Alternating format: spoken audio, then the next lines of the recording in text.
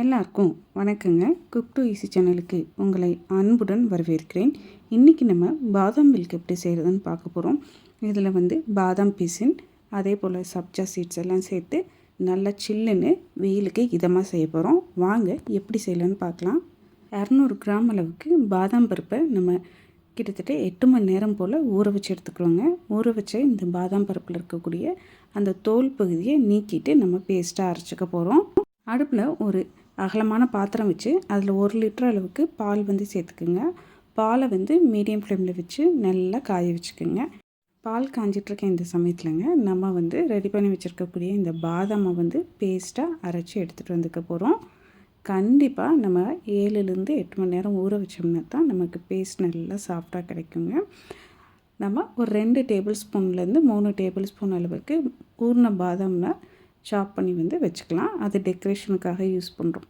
இதில் 1/4 கப் அளவுக்கு பால் சேர்த்து இந்த பாதாமை நல்லா மைய அரைச்சிட்டு வந்தாச்சு. இங்கே நமக்கு பால் 2லேருந்து 3 கொதி நல்லா நமக்கு பால் காஞ்சதுக்கப்புறமா இந்த பேஸ்ட்டை நம்ம இதில் சேர்த்துக்க போகிறோங்க.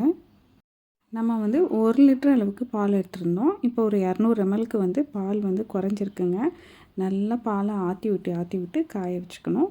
இப்போங்க இந்த ஸ்டேஜில் ஒரு அரை டீஸ்பூன் அளவுக்கு நான் என்ன பண்ணுறேன்னா மஞ்சள்தூள் சேர்த்துக்க போகிறேங்க.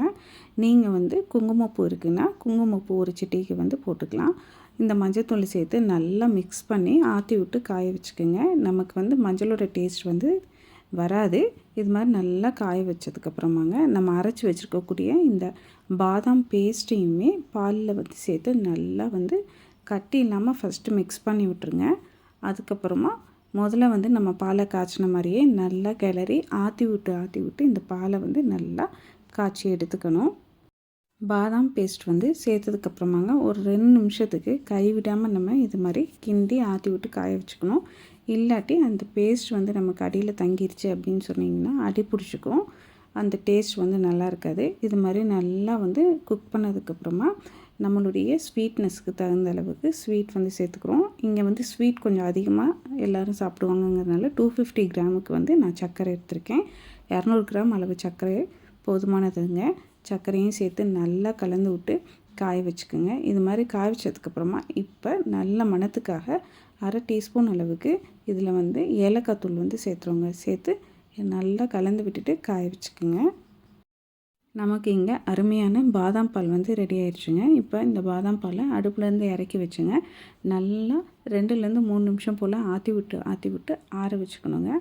ஆற வச்ச இந்த பாதாம் பாலைங்க ஃப்ரிட்ஜில் 3 மணி நேரம் போல் நம்ம வச்சு எடுத்தோம் அப்படின்னு சொன்னோம்னா அருமையான பாதாம் பால் நமக்கு ரெடி ஆயிரும். 3 மணி நேரத்துக்கு அப்புறமா நமக்கு பாதாம் பால் எப்படி ரெடி ஆயிருக்குன்னு பார்க்கலாம் வாங்க. பாருங்கள், 3 மணி நேரத்துக்கு அப்புறமா நல்லா சில்லுன்னு பாதாம் பால் ரெடி ஆயிடுச்சு. இந்த பாதாம் பாலை நம்ம இப்படியே சர்வ் பண்ண போகிறது இல்லைங்க. இதில் பாதாம் பீஸுன்னு அதே போல் சப்ஜா சீட்ஸ் இதெல்லாம் கலந்து நம்ம சர்வ் பண்ண போகிறோம்.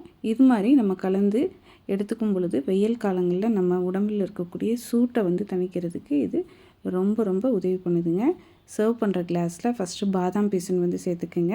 இந்த பாதாம் பீஸன் சேர்த்ததுக்கப்புறமா சப்ஜா சீட்ஸும் சேர்த்துக்குங்க. அதுக்கப்புறமா நம்ம ரெடி பண்ணி வச்சுருக்கக்கூடிய பாதாம் பாலை இதில் சேர்த்துக்க போகிறோம்.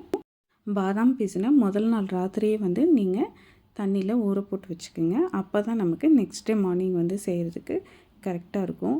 அவ்வளோதாங்க, அருமையான பாதாம் பால் நல்ல திக்காக வீட்டிலே ரெடி பண்ணியாச்சு.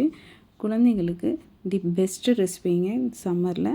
நம்ம சேனலில் ஏற்கனவே பாதாம் பால், பிஸ்தா பால், ரோஸ் மில்க் இதெல்லாம் எப்படி ரெடி பண்ணுறதுன்னு போட்டிருக்கோம். மறக்காமல் அந்த ரெசிபிஸையும் இந்த சம்மரில் ட்ரை பண்ணி பாருங்கள். இந்த பாதாம் பால் ரெசிபியும் கண்டிப்பாக இதே அளவுகளோடு ட்ரை பண்ணி பாருங்கள். டேஸ்ட் பண்ணி பாருங்கள். உங்களுக்கு டேஸ்ட் ரொம்ப பிடிக்குங்க. உங்களுக்கு இந்த பாதாம் பால் ரெசிபி பிடித்திருந்தால் குக் டு ஈஸி சேனலை லைக் பண்ணுங்கள், ஷேர் பண்ணுங்கள், கமெண்ட் பண்ணுங்கள். மறக்காமல் நம்ம குக் டு ஈஸி சேனலை சப்ஸ்கிரைப் பண்ணிக்கோங்க. எல்லாருக்கும் வணக்கங்க.